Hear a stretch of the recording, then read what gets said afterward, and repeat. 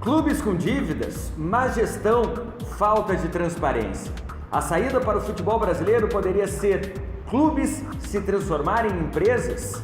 Tem um projeto de lei na Câmara, outro no Senado. O que diz a lei brasileira? Como funciona na Europa? Agora, no Lei em Campo número 10, um programa para quem torce por gestões responsáveis no esporte.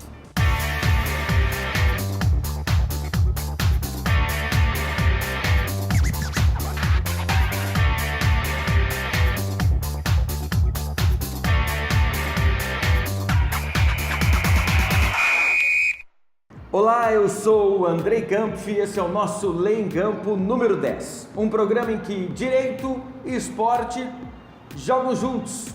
Conta pra gente, tá gostando dos nossos programas? Então faz o seguinte, clica nesse joinha aí embaixo, comente, inscreva-se no nosso canal, participe, compartilhe o nosso link. Hoje o assunto é Clube Empresa e você já começa refletindo sobre o assunto. É hora do quiz. Manda daí, Nilo Patucci. Tudo bem, Andrei?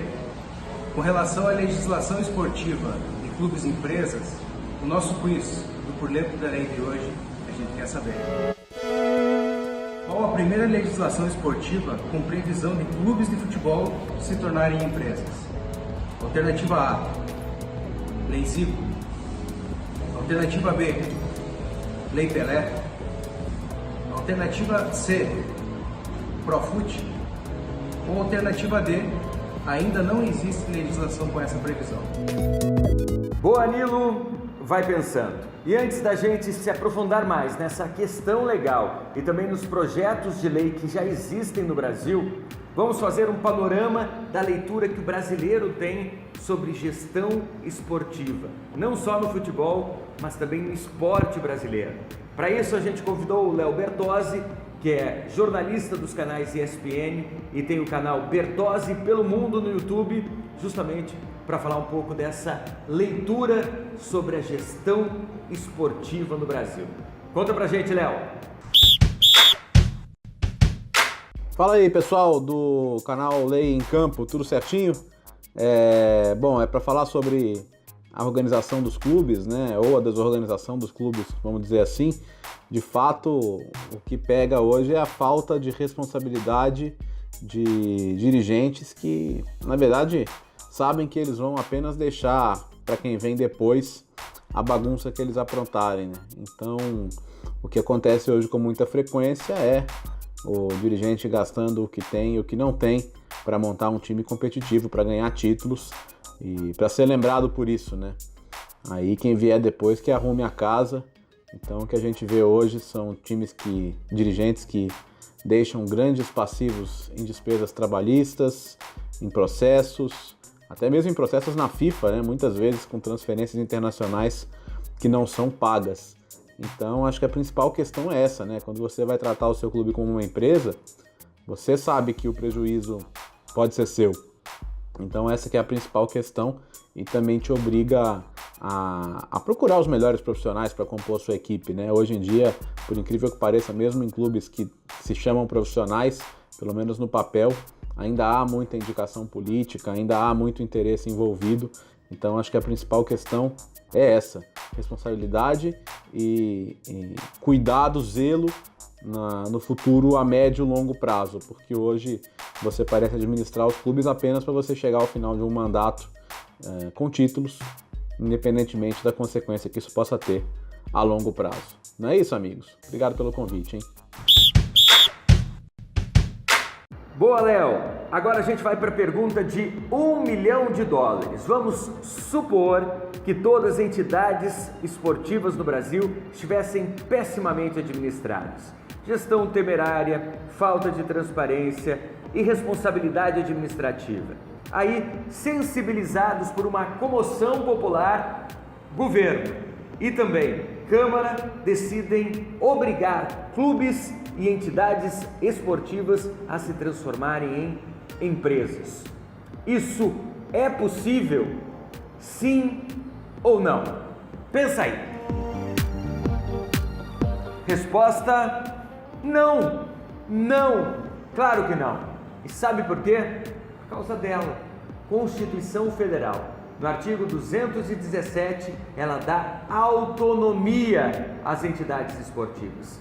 Até por isso, o Profut precisou mudar. Mas então, como presidente da Câmara, Rodrigo Maia quer levar adiante um projeto que estimule clubes a se transformarem em empresa, mas sem obrigatoriedade. Ele quer dar incentivos fiscais a clubes que fizerem essa transição de associações esportivas para sociedades anônimas. Já existe, inclusive, um texto muito parecido para ser votado no Senado. É o que conta o nosso colunista, especializado em legislação esportiva e também relator desse projeto de lei que está para ser votado no Senado, Vladimir Camargos. Conta pra gente, professor. Olha, Andrei, tanto o projeto da Câmara como o projeto do Senado Federal, que tratam de reformas importantes na lei esportiva, tratam, na verdade, de um exemplo que já ocorreu em Portugal, que é das sociedades anônimas desportivas. Com a diferença que lá em Portugal houve uma imposição, este modelo atual de Portugal, houve uma imposição de que os clubes constituíssem sociedades anônimas, constituíssem empresas, portanto, senão não haveria mais licença para que eles funcionassem. Essa foi a ideia em Portugal. Obviamente que eu não estou aqui criticando o projeto português, as peculiaridades de Portugal devem ser respeitadas, mas eu dificilmente veria guarida para um projeto que obrigasse as entidades esportivas brasileiras, notadamente os clubes de futebol, a se tornarem sociedades anônimas. Estou falando de obrigatoriedade. Portanto, o exemplo do Senado, o nosso projeto no Senado, como o projeto da Câmara também, que prevê incentivos fiscais, incentivos tributários, para que clubes possam se constituir enquanto sociedades anônimas e que aí todo o regramento da lei das SA também valha para os clubes, é bem-vindo. Nós estamos falando de incentivo, mantendo a autonomia esportiva, mantendo o respeito à liberdade que os clubes têm de escolher o seu modelo. Isso significa que, ainda que eles mantenham um modelo associativo, os clubes possam, por meio desses incentivos que venham a ser dados na provável aprovação destas leis, né, ou desta lei, se tornar também sociedades anônimas, ou criar sociedades anônimas. Isso ocorreu no Brasil no passado, não é uma novidade, mas eu repito, é diferente do projeto português, ainda que Portugal tenha sido uma inspiração para os dois projetos de lei. Muito bom, professor! E agora vamos ter uma ideia do que anda acontecendo no mundo. Nos Estados Unidos, por exemplo, quase 100% dos clubes são empresas. Na Europa, mais de 75%. Por falar em Europa, como esses clubes se organizam? Para responder a essa pergunta, a gente vai ouvir quem?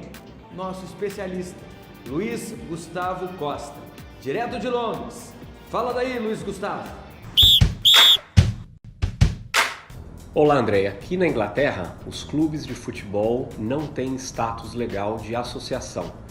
Eles são, na verdade, uma estrutura jurídica, uma sociedade jurídica muito parecida com as sociedades limitadas aí no Brasil. Então, são empresas limitadas.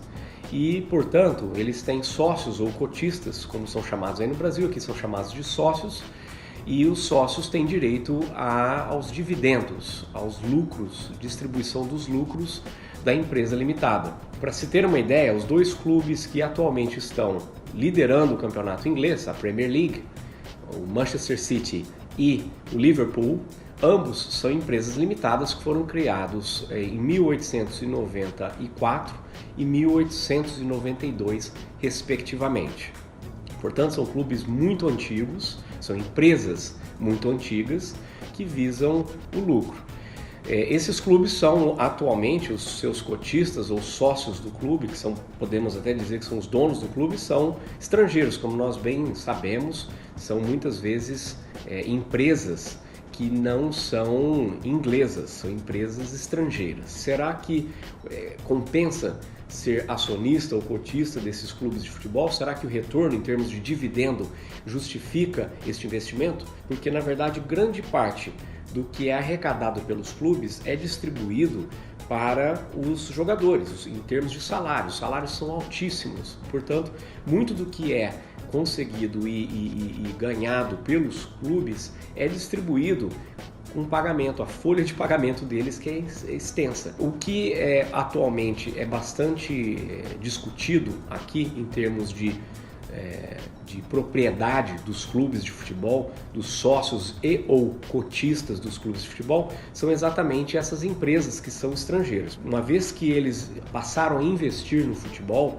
fica bastante nebuloso qual é o atual propósito dessas empresas estrangeiras em investir no futebol. Por quê?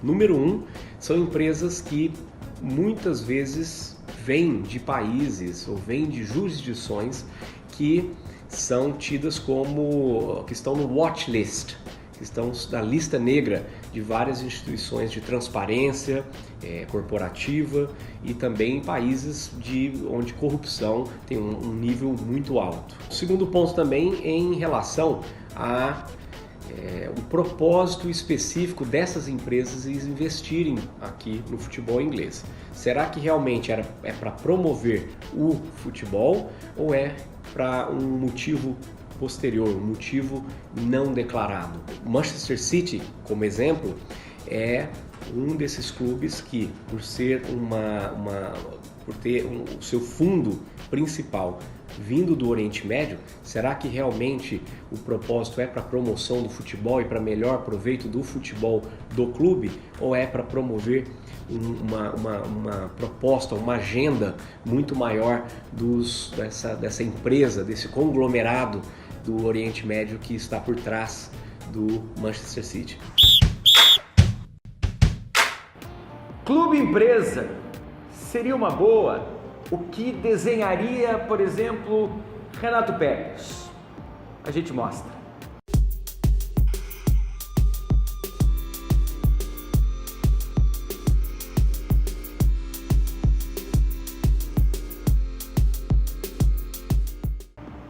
Valeu, Peters! Agora a gente dá um tempo nessa história de clube empresa para entrar naquela tabelinha legal: esporte, literatura e direito.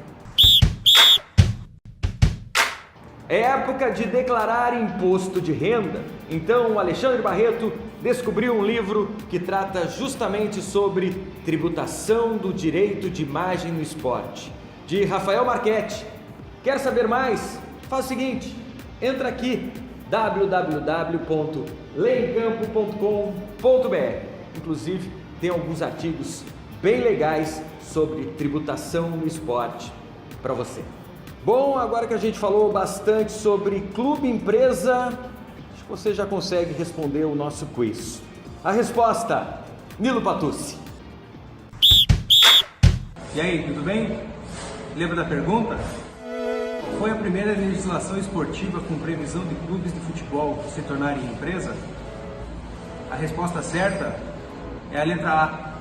Foi a Lei Zico, no seu artigo 11. E foi com base nela que em 94, o União São João de Araras se tornou o primeiro clube empresa do Brasil. Valeu, André. Até a próxima. Boa, Nilo. Você acertou? Legal, hein? Parabéns. Clube virar empresa. Tá aí uma discussão que precisa ser pensada com muita calma. É necessário que todos os clubes provoquem um grande debate, ouvindo associados, decidindo com tranquilidade. Fundamental mesmo é que, sendo associação ou sendo uma SA, o clube tenha por trás sempre profissionais qualificados, estudiosos, não só do futebol, mas também da gestão esportiva. Bem, o nosso Lei em Campo número 10 vai ficando por aqui, mas você já sabe, o nosso contato é permanente pelas nossas redes sociais, pode botar aqui embaixo. Tá curtindo nosso programa? Então dá aquela força, marca o joinha aí embaixo, comente, participe, inscreva-se no nosso canal, tá certo? A gente se encontra também por aqui. Tchau!